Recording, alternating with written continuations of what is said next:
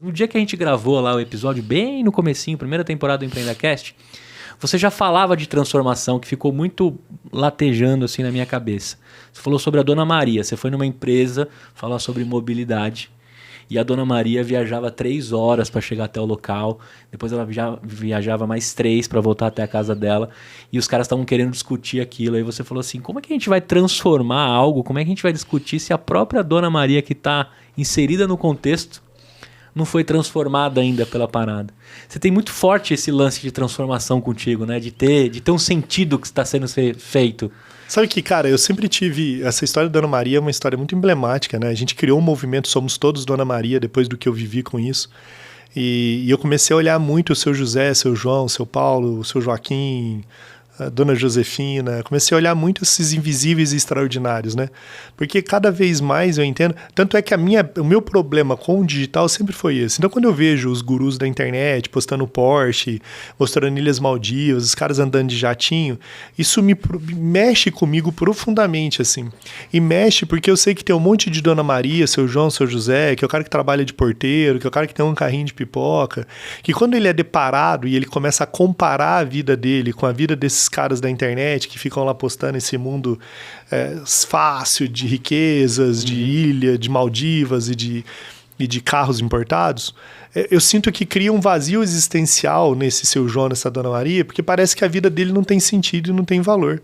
Eu lembro uma vez que eu tava fazendo uma live e aí eu comecei a chamar uma galera, quem quer aqui entrar comigo ao vivo? Aí entrou um cara lá, o seu Manuel. Aí o seu Manuel entrou, começou a conversar comigo, e o seu Manuel era porteiro de uma escola. Porteiro, ele é segurança que fica ali na portaria, na entrada de uma escola municipal na cidade onde ele mora. Brotas, a cidade dele. E aí o Manuel falando assim, ele falou, você mudou minha vida, ele contando pra mim. Eu falei, é mesmo, mano, por quê? Ele falou, porque você me ajudou a enxergar significado naquilo que eu faço. Eu comecei a acordar todo dia de manhã e entender que eu não era só um porteiro. Que na verdade eu estava ali cuidando das crianças, que era o bem mais valioso daquelas famílias que estavam ali. Uhum. E eu comecei a contar essas histórias para os meus filhos em casa quando eu chegava. E quando eu vejo a história do seu Manuel, quando eu olho essas histórias, eu falo, cara, não dá pra gente imaginar um mundo onde a gente não tenha um olhar para os invisíveis extraordinários. Sabe por quê? Porque o seu Manuel, a Dona Maria... A Dona Maria, deixa eu fechar essa história. A Dona Maria, eu encontrei com ela um tempo depois. Uhum. E quando eu fui conversar com a Dona Maria trabalhava 30 anos naquele lugar, ninguém nunca tinha perguntado para ela onde ela morava, ninguém nem sabia quanto tempo ela gastava se deslocando casa, trabalho, casa. Eu fui convidado a me retirar, não fiz a palestra para a empresa naquela época, porque eu confrontei eles em relação à Dona Maria. Uhum. Mas o mais impressionante é a história da Dona Maria. A Dona Maria senta comigo, eu encontro ela um tempo depois, ela conta que ela era semi-analfabeta, só sabia escrever o próprio nome, ela tinha vindo do Nordeste para São Paulo. O maior orgulho da Dona Maria, ela não reclamou nenhuma vez, o maior orgulho da Dona Maria era seus 2 filhos. Um de 17 anos, o outro tinha 19, um estava se formando em Direito, o outro tinha entrado em Arquitetura. Mas a Dona Maria falava com um olhar emocionado sobre os filhos. Ela dizia assim, os meus filhos, eles geram valor para o mundo, os meus filhos são especiais, meus filhos ajudam na igreja, os meus filhos fazem isso e tal. Aí sabe quando eu vi aquela história, eu fiquei muito emocionado, porque eu fiquei pensando, e esse é para você que está me ouvindo aqui agora, que você segue um monte de guru da internet, e você gasta horas ouvindo os Pablo Marçal da vida aí. Gasta horas, e você tem um monte de ídolo, e você vê os caras bilionários, e você segue, cara.